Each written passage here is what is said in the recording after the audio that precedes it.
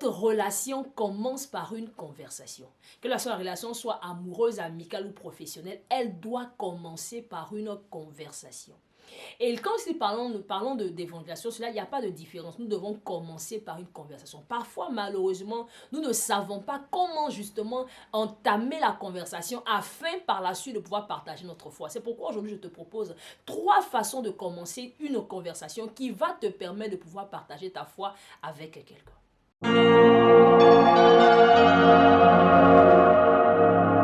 Bonjour et bienvenue sur cette chaîne, je suis Rachel. Ici, nous parlons d'évangélisation et d'apologétique. Nous donnons des astuces et des ressources pour nous aider, pour aider chaque enfant de Dieu à pouvoir partager sa foi avec aisance et simplicité. Alors aujourd'hui, comme je disais tantôt, nous parlons de 3 façons de commencer une conversation qui va finalement aboutir à partager notre foi. Alors la première façon que je voudrais partager avec toi, c'est la façon de Jésus. C'est justement faire comme Jésus. Alors comme Jésus là se trouve dans Jean 4, nous voyons la relation ou la conversation que Jésus a entamée avec cette femme samaritaine au puits. Jésus avait soif et cette femme était venue également chercher de l'eau. Il lui a simplement demandé « Donne-moi à boire ».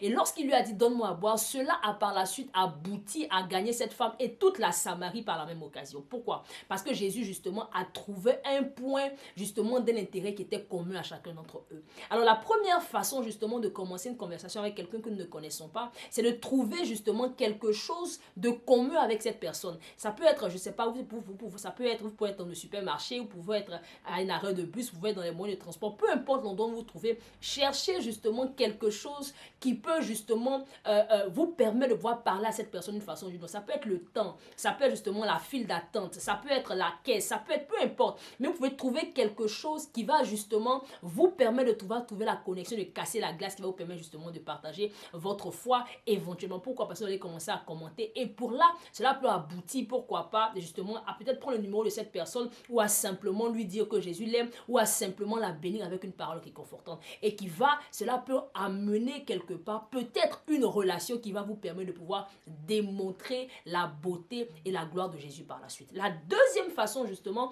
également de pouvoir entamer une conversation, c'est à la façon de Philippe.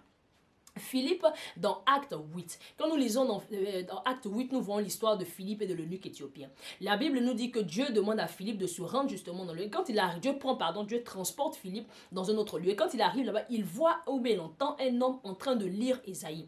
Et il s'approche de l'homme et il lui demande, est-ce que tu comprends ce que tu lis? Alors la deuxième façon justement pour nous de pouvoir justement entamer une conversation, c'est de pouvoir justement nous intéresser à cette personne de façon particulière. Je me rappelle par exemple, j'étais à un arrêt de bus et quand j'attendais le bus, il y a une dame qui est arrivée. Mais elle sentait tellement bon que j'étais obligée de lui demander, waouh, vous sentez tellement bon, quel est votre parfum? Et ça a ouvert, là, elle a commencé à parler. On est monté dans le même bus par la suite. Je me suis rendu compte qu'elle était ivoirienne comme moi. On a discuté et finalement, j'ai pris son numéro et j'ai pu lui annoncer l'évangile.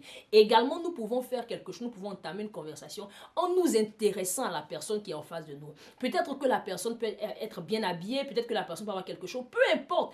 Regardez quelque chose, ouvrez vos yeux, ouvrez vos oreilles et cherchez chez la personne quelque chose qui peut la... Parce que tout le monde veut qu'on parle d'elle. Il y a personne, tout le monde veut qu'on s'intéresse à lui. Lorsque vous allez justement pointer du doigt quelque chose qui intéresse cette personne, peut-être parler de ses enfants, peut-être parler... peu importe. Cette personne va s'ouvrir et vous allez voir que la glace va tomber et vous allez commencer justement à pouvoir entamer une conversation avec cette personne qui va éventuellement aboutir justement à partager votre foi. Et la troisième façon de partager sa foi. Cette façon-là, elle est plus avec quelqu'un que nous connaissons un peu plus. Pas quelqu'un qui est un étranger comme les deux autres façons. Les deux autres façons, c'était vraiment des personnes que nous ne connaissons pas nécessairement. Mais cette façon-là, c'est quelqu'un avec qui nous avons un peu plus ou moins d'acquaintance, un peu plus de familiarité. C'est la façon de Nathan. Rappelons-nous Nathan dans 2 Samuel 12. Nathan et David. Lorsque David, justement, a accouché avec la femme d'Uri et qu'il a tué Uri par la suite, il a fait un gros péché. Après cela, Nathan vient le voir et commence à lui expliquer une parabole. Nathan lui explique une histoire et David est dans tout ça. Il dit non, cet homme mérite la mort. Et Nathan lui dit oh, c'est de toi dont il s'agit. Et là, David est pris au piège. J'appelle cette façon-là, c'est prendre quelqu'un au piège. Quand vous connaissez par exemple quelqu'un avec qui vous vivez, ça peut être un époux, ça peut être un conjoint, ça peut être... un ami, un frère, peu importe, mais quelqu'un que vous connaissez un peu plus, un voisin. Et peut-être que vous essayez de plusieurs façons de parler. Vous ne savez pas où, quelle est l'angle. Priez le Seigneur. Demandez au Seigneur de vous ouvrir les yeux sur un aspect de cette personne, de la vie de cette personne. Et vous pouvez justement mettre cette personne en lumière. Et quand vous entamez la conversation de cette façon, ça va ouvrir. Et quand la personne va s'offusquer, peut-être, vous allez dire à la personne, tu sais, parlez maintenant de l'éternité. Lui montrer maintenant Jésus. Et envoyer l'évangile, pas seulement lui lancer l'évangile à la figure, mais en prenant un aspect un peu subtil, justement. J'appelle ça prendre la personne au piège pour justement l'envoyer à discuter des choses un peu plus importantes, c'est-à-dire l'éternité. Voilà pour voir les 3 façons que je voulais partager avec vous pour pouvoir entamer une conversation. 2021, comme j'aime à le dire, est l'année où nous devons davantage évangéliser. Et pour cela, nous avons besoin de justement apprendre de nouvelles façons de pouvoir le faire.